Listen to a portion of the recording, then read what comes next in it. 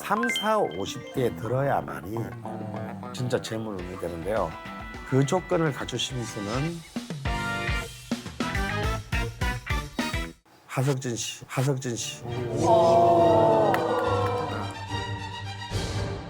재산이 어떻게 돼요? 그래서 이제 아니 아까 연예인 누나한테 박수 안 나오더니 질문은 박수가 나오네. 바꿀 수는 없는 건가요? 사람들이 돈은 중요해요. 결국은 돈이라고 생각하는 거예요.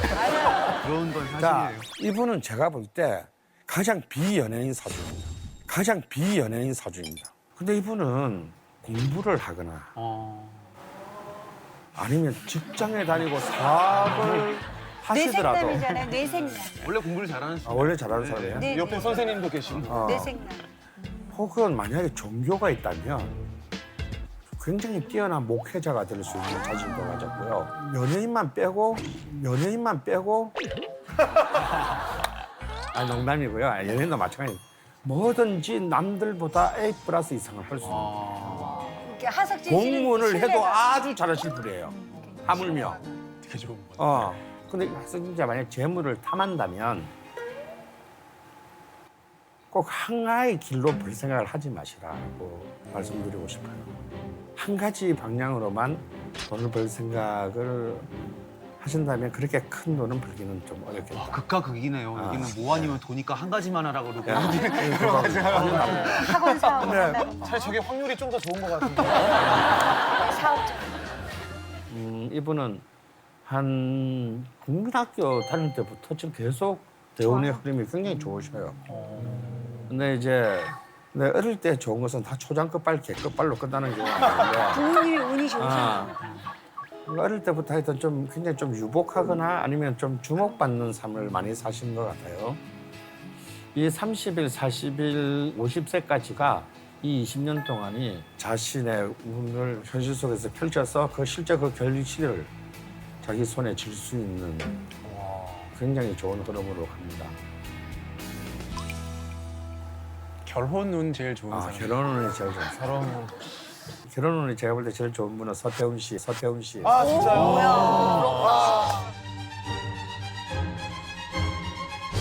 아 진짜요? 아 진짜. 아 감사합니다.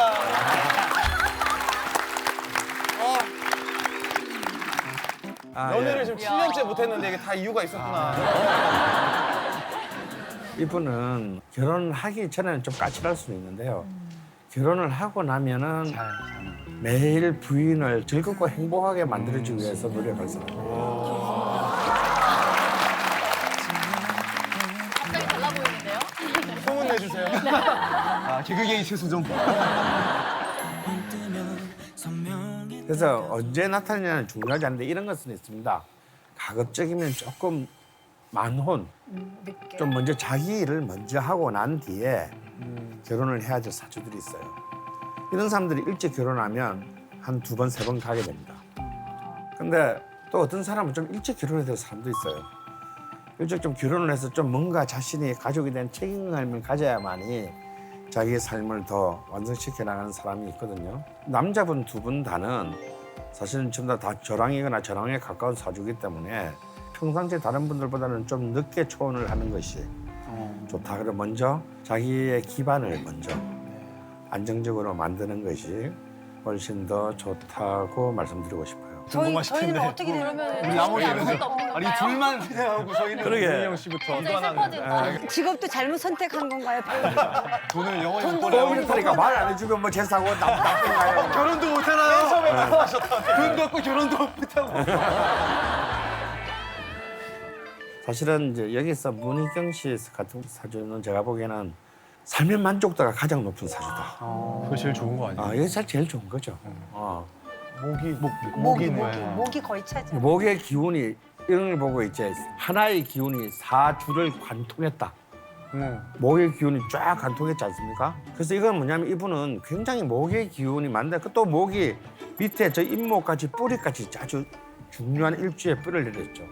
이 갑인 일주는 글자 그대로 가장 그 순수한 기운을 말하고 주로 예술 그리고 학문 분야에 종사하는 사람들이 있는 거죠. 근데 또 이 목은요 고집이 세요. 맞아.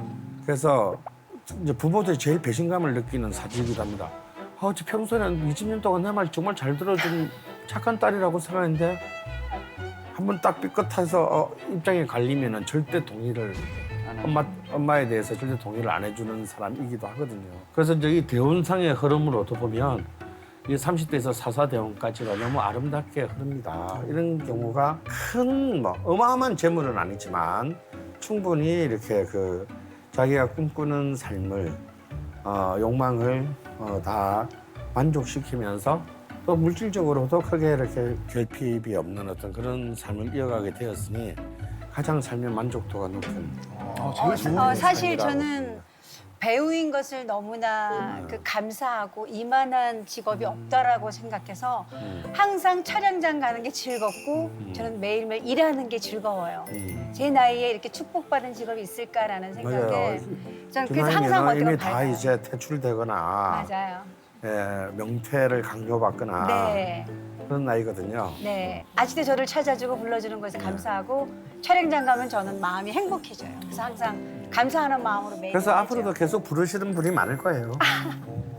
허정민 씨의 사주의 특징은요. 떨려. 그런데 이분은 오히려 거꾸로 49대운부터가 어마어마한 자신의 힘으로 열리게 돼요. 이런 걸 보고 이제 흔히 말하는 이제 대기만성형 사주라고 하는데요. 근데 이제 이 대기만성형 사주에는 또 약점이 있어요. 초년의 힘듦이 많다 보니까 못 기다리고. 정작 중요한 자기 힘 왔을 때 그걸 못 쓰는 겁니다. 이미 다 지쳐고 포기해가지고 그걸 기다리고 견디고 준비하는 것이 너무너무 중요한 겁니다. 그래서 만약에 여러분 이렇게 한번 생각해 보세요. 우리가 아마존 한가운데 조난당했습니다. 사람은 물만 먹고는 40일 정도 살 수 있어요. 근데 어느 방향이든지 민가를 찾아서 가야 될 거 아닙니까? 어느 쪽으로 가야 나올지는 몰라요. 재수 좋게 30일 만에 민가를 찾으면 나는 살 것이고 어떤 방향을 선택한 사람은 40일을 가도 민가 안 넘으면 거기서 죽겠죠. 근데 말이죠. 해피는 내가 선택한 방향이 42일쯤 가야 민가가 나오는 방향이라고 가정합니다. 이거 40이틀만 더 가면 있다는 걸 미리 알기만 한다면 기어서라도 이틀은 가서 살아남을 텐데 그걸 모르면 포기해. 40일째 포기를 하게 될 거예요. 그래서 이제 무엇을 하셔야 되냐면요. 꼭 계획을 세우실 때 10년 단위 이상의 계획을 세우고 일을 해야 돼요. 6개월, 1년짜리 계획을 세우는 건 아무 의미가 없습니다. 질문이 하나 있는데요. 네. 보통 사람들이 많이 하는 게 개명을 많이 하잖아요. 이름. 네. 그 이름에 따라서 운명이 개척된다, 더 좋아진다. 뭐 저 같은 경우도 이름을 좀 한동안 너무 안 좋았던 시절이 있어가지고 이름 바꾸셨어요? 바꿨어요? 저는 원래 본명이 허정민이 아니고 딴 거였는데 아, 본명이 따로 있는데 본명을 바꾼 거예요. 그러니까 본명 방송 활동 자체로. 이름 놔두고 그러니까 본명을 이제 바꿨는데 저도 그 각종 악재가 다 겹치는 거예요. 사기당하고 오토바이 타다가 날아가가지고 다리 부러지고 또 어머니도 건강이 안 좋아하시고 막 엎친 데 엎친 거 가지고 너무 답답해서 그냥 일단 철학관을 무작정 갔어요. 어떻게 해야 되나 물어보려고 미래에 대해서. 근데 그 분이 이름을 바꿔라. 이름을 바꿔라. 너는 이름이 그때 외자였거든요. 이름이 외자여서. 원래 허시는 외자가 많잖아요. 그렇죠. 외림이 외자여서 세자면은 복이 더 들어오는데 외자여가지고 남보다 하나가 더 안 들어오는 거다라고 말씀하시면서. 외자인데요. 예? 저 외자인데요.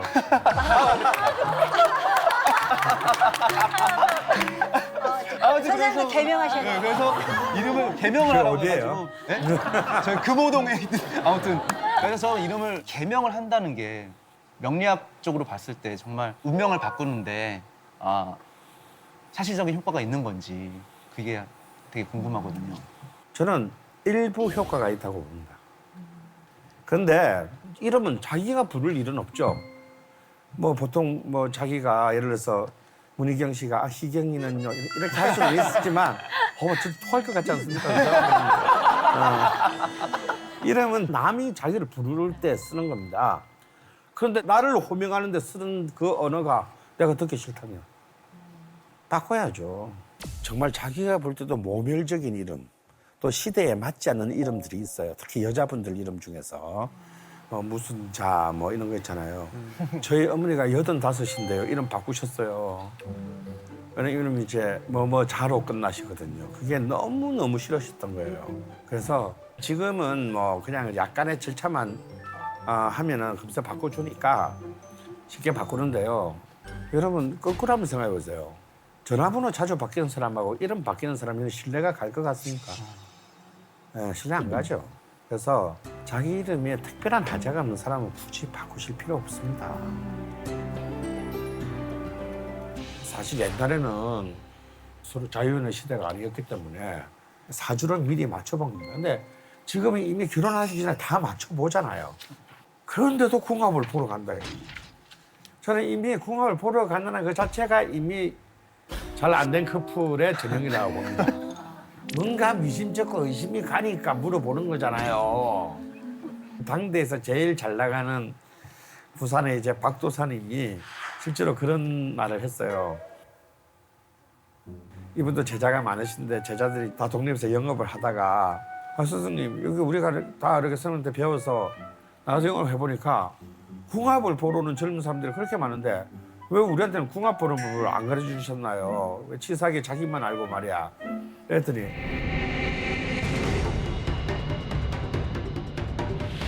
없는 걸 어떻게 가르쳐줘? 명리학에는 궁합이라는 개념이 없어요.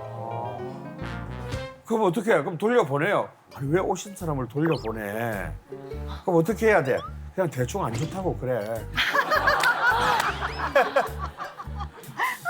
이건 제가 지어낸 말이 아니고 그분 책에 나오는 거예요. 그 한국 최고의 지금 인기 있는 역술가도 야 그냥 대충 안 좋다 그러면 다 맞아. 한번 생각을 해보세요. 좋은데 오겠어. 전혀 다른 환경에서 전혀 다른 성비로 자란 남자가 만나서 잘 될 리가 있겠습니까? 안 되는 게 당연하죠. 근데 결혼을 했는데 어느 한쪽이 일찍 상당한 데 가보면요. 꼭 문상 가보면 근데 구석에서 그런 소리 하고 있습니다. 내가 뭐라 그랬노 너 쟤 들어오면 네 아들 잡아먹는다고 안 그랬나 이런 말도 안 되는 살아있는 사람 2번 죽이는 그런 말이 꼭 어디 그 구석에서 나와요. 큰일 날 얘기입니다.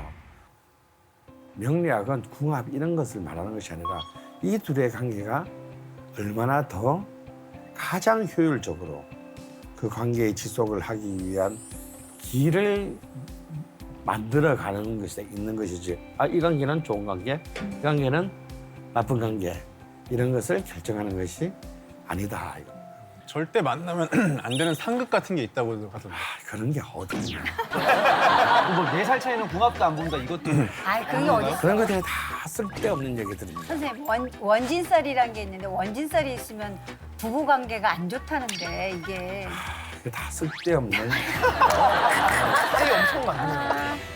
야, 저 둘이는 진짜 상극이고 서로가 누가 누구를 잡아먹는다 그랬는데 30년째 잘 사는 부부들도 수없이 늘렸고요. 저 둘이는 천생배필이라고 했는데 신혼여행 돌아오자마자 이혼한 사람이 늘린 세상입니다. 천생연분이라는 거는 백마 타고 왕자님이 오는 것이 아니고요. 자기가 백마를 사서 왕자로 만드는 겁니다. 그 반대도 마찬가지고요. 실제로 이런 거 있습니다. 나한테 필요한 것을 저 사람이 다 가지고 있고 저 사람이 필요한 걸 나한테 다 가지고 있어요. 완벽한 이론적으로 완벽한 사이인데요. 이 두 사이는 잘 맺어지지가 않습니다. 왜냐하면 나한테 필요한 걸 다 가지고 있고 저 사람 필요한 걸 내가 다 갖고 있으면 둘 다 가진 게 하나도 없다는 뜻이거든요. 그래서 친해질 수가 없어요. 뭐 친해져야 연애를 하고 결혼을 하지. 그래서 참 양약은 고구이나 이어병이라는 말이 생깁니다. 좋은 약은 몸에는 좋지만 입에 써서 잘 먹기 힘들다는 뜻입니다. 근데 나한테 나쁜 거는 저 사람한테 다 있고 저 사람한테 나쁜 건 나한테 다 있잖아요. 그럼 둘이 같은 걸 다 공유하고 있다는 뜻입니다. 빨리 친해집니다. 이런 경우는 와 우리가 어디 갔다 이제 와서 만났냐 막 그냥 막 바로 만나려고 우리 막 천생연분이 따로 없다. 알고 보면 천생 따로 없는 게 아니라 나쁜 성질이 똑같기 때문입니다. 바로 저 사람을 보면 내가 보이거든요. 얼마나 사랑스럽겠어요. 오래 못 갑니다. 그래서 참 사람의 관계라는 것이 이렇게 쉽고도 어렵다. 이겁니다. 여러분 사주를 본다 할 때 제일 궁금한 거는 무엇입니까?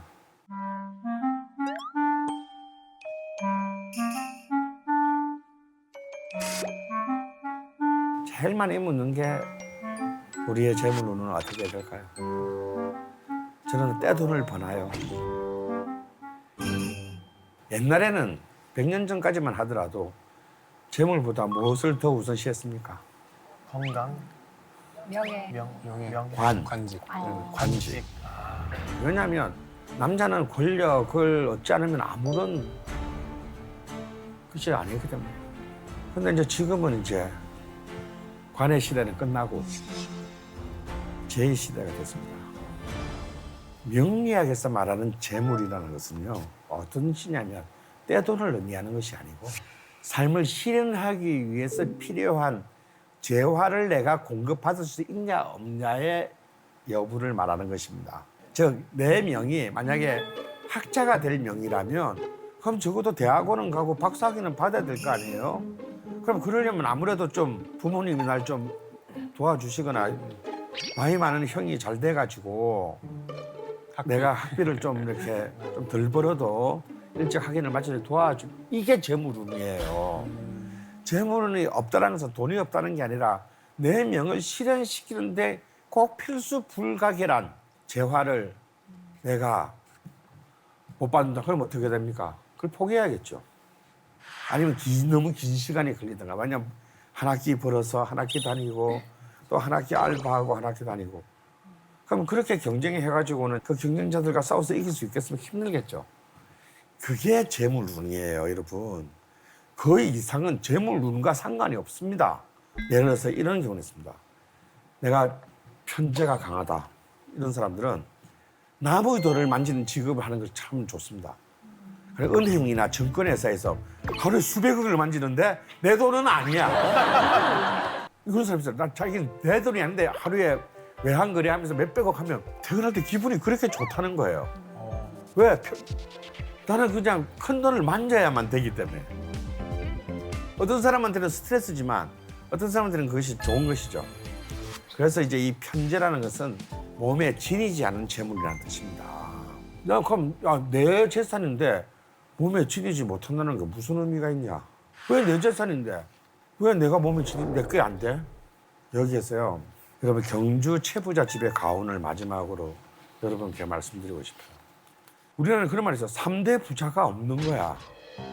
3대 부자가 되려면 그 전에 다 죽창에 찔려 죽어요.